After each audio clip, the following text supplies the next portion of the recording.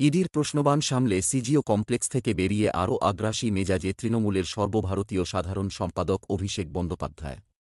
কেন্দ্রীয় তদন্তকারী সংস্থার অফিসের বাইরে কার্যত চ্যালেঞ্জ ছুড়ে দিলেন অভিষেক। হুঙ্কার দিয়ে রাখলেন, প্রমাণ থাকলে গ্রেপ্তার করুক তদন্তকারী সংস্থা। প্রসঙ্গত, সম্প্রতি ইডির চার্জশিটে সুজয়কৃষ্ণ ভদ্রের সঙ্গে অভিষেকের সম্পর্কের কথা বলা হয়েছে। সেই নিয়ে সাংবাদিকরা প্রশ্ন করতেই তৃণমূল সাংসদ জবাব, তাহলে ইডিকে বলুন আমাকে গ্রেপ্তার করতে। ইডি ছাড়ছে কেন? ইডিকে সরাসরি চ্যালেঞ্জ ছুড়ে দেন অভিষেক।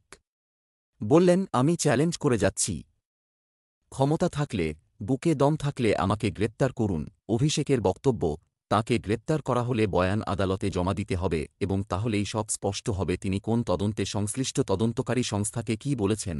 এরপরই ডায়মন্ড হারবারের তৃণমূল সাংসদ বললেন, আমার বিরুদ্ধে যদি প্রমাণ থাকে তাহলে ইডি আদালতে জমা দিচ্ছে না কেন? আদালত তো চাইছে। তদন্তকারী সংস্থার কাছে কী ট্রেল রয়েছে তা আদালতে জমা দিতে বলা হচ্ছে। কে বারণ করছে ইডিকে? আমি ইডি দপ্তরের বাইরে দাঁড়িয়ে ইডি অফিসারদের চ্যালেঞ্জ করে যাচ্ছি, আমার বিরুদ্ধে কিছু থাকলে আদালতে জমা দিন।